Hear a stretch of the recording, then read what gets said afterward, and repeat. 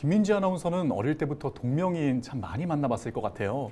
네, 그렇죠. 제가 어렸을 때는 민지라는 이름이 인기여서 밤마다 한 명, 또 많게는 두 명까지 있었던 걸로 기억합니다. 네.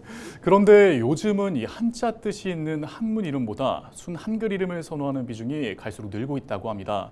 순 한글 이름이 더 쉽고 예쁜 데다 또 영어로 활용하기 위한 차원도 있다고 하는데요. 유행하는 한글 이름, 장보영 기자가 짚어봤습니다.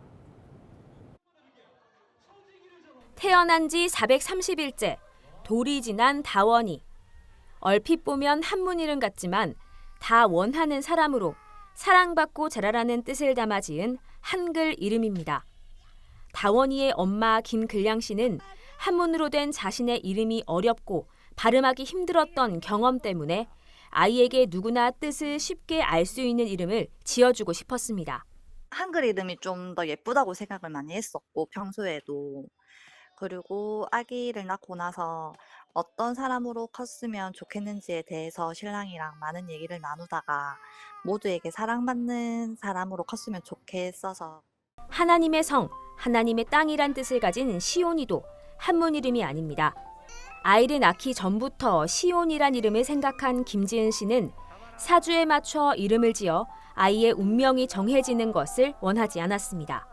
아기 이름은 종교적인 이름이 좀 강하고 뭔가 사주나 이런 것들에 대한 뜻에 대한 그런 거를 조금 한자로 짓는 것보다는 그냥 그런 거에 연연하지 않고 한글 이름으로 갔으면 좋겠다라는 생각이 들어서. 최근 들어 한글로 된 아이 이름을 선호하는 부모가 늘고 있습니다.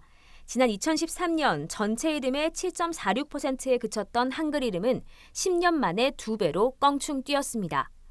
출생아 수가 급감하면서 한문 이름을 가진 아이는 41만 명에서 21만 명으로 반토막 났지만 한글 이름은 3만 3천여 명에서 3만 7천여 명으로 순증했습니다.